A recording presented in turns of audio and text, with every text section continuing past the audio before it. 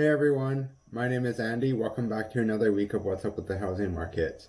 In this video, we're going to be looking at statistics from sales this week, and we're going to be looking at the highs and the lows for condos, townhouses, and houses this week. I've been tracking and making videos about real estate because I care about housing affordability. I hope that we can figure out whether the trend is going up or down. I care about people, in particular younger generation, being able to afford a house.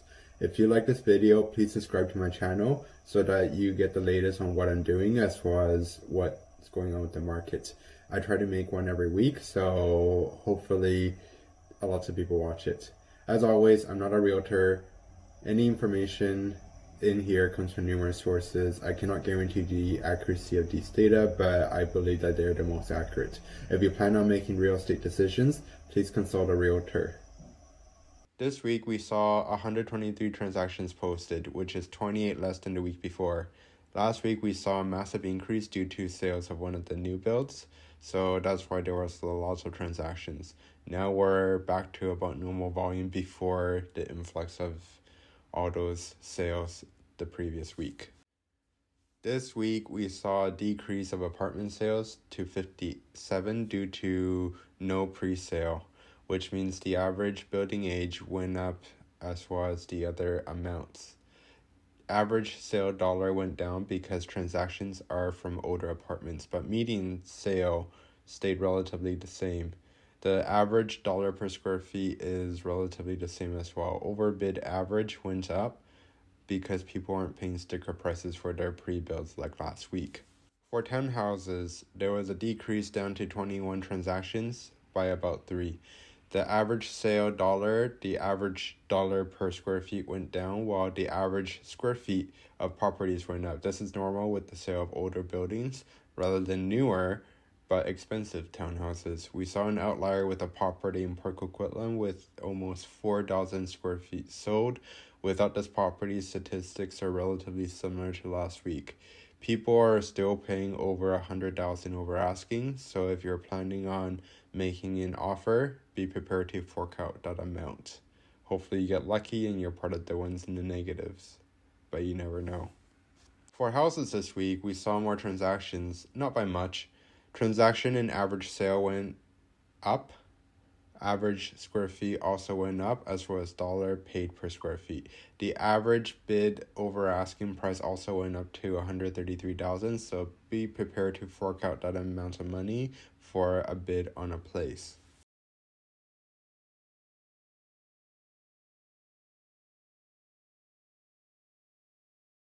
(1803) 301 Capilano Road in Port Moody is in the heart of Cedarbrooke.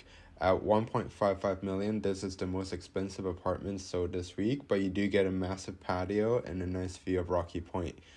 Compared to assessment value, this property went up by about 25% since the summer. 1122969 Whisper Way, Coquitlam is by Coquitlam Town Center Park. At $410,000, this is the most affordable apartments sold this week, and at this amount, they may qualify for the first-time home buyers incentive.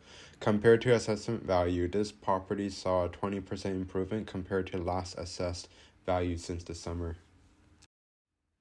2403 595 Austin Avenue is the most expensive space for apartments in the Tri-Cities this week. This one-bed, one-bath apartment is right next to the Vancouver Golf Course and walking distance to Lougheed Mall and SkyTrain Station. 212443 Kelly Avenue is the most affordable for apartment in terms of space in the Tri-Cities this week. This 2-bed, 1-bath apartment is by Downtown Poco, and buyers would have qualified for the first-time home buyers incentive. It's actually a really good location, and I hope that they enjoy this property.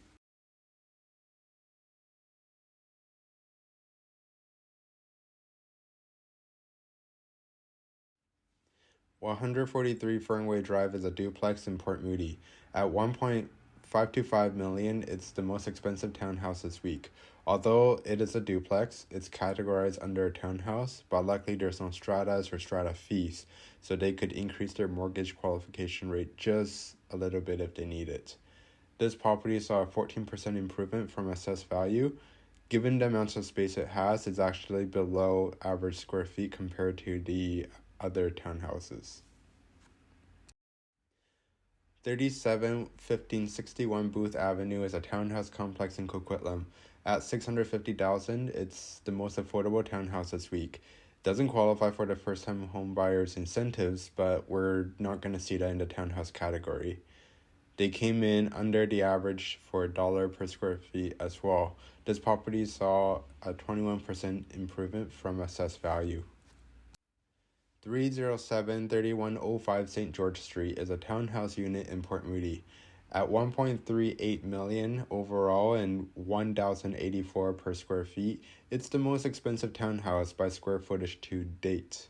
They paid almost the same amounts per square foot as those in penthouse apartments.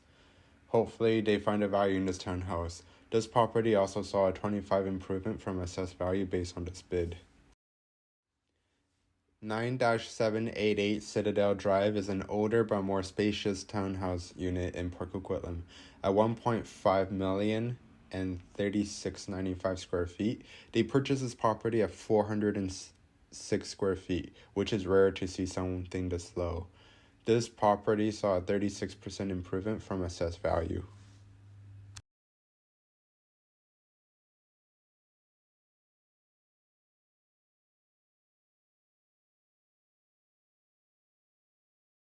$2975 Lazy A Street is a newly refurbished house in Coquitlam. At $3.3 million, it is the most expensive house in the Tri-Cities this week. $2.8 million, and it was sold for $500,000 over asking. It has 6-bed, 4-bath, 4317 square feet. It actually has 55 years, and I was curious, so here's a picture of what it looks like before the refurbishment. You can see that they decided to keep the structure, which is why the house was listed as 55 years old. In total, this property saw a 52% improvement from assessed value based on all these improvements. 2974 Fleming Avenue in Coquitlam is the most affordable house in Tri-Cities this week. It is also in Ranch Park, just like the property before. It sold for $1.085 million, which is less than what the average person pays for a townhouse. But you do get your own land and everything. This property sold almost at assessed value as well. 2643 Larkin Avenue in Port Coquitlam is the most expensive per square feet property in the Tri-Cities this week. This property came in at $1,599 per square feet, making it more than double the average value of housing space. Likely what they're going to do is they're going to refurbish or tear down this property and build a bigger property, extending the amount of square feet. This property saw a 22% improvement from assessed value. 1705 Augusta Place in Coquitlam is the most affordable per square feet property in the Tri-Cities this week. At 7111 square feet and a price tag of $2.8 million, this property came in at $395 per square feet.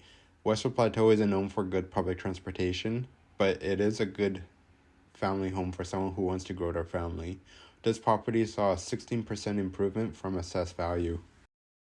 Thank you for watching. Don't forget to hit the like button as well as subscribe below so that you get updates on when I make the next video. Don't forget, I'm not a realtor. A realtor has access to MLS, which has all the latest information as well as they can guarantee accuracy, and they're professionals at this. So thank you for watching. Hope I can catch you guys next week, and don't forget to like and subscribe. Thank you.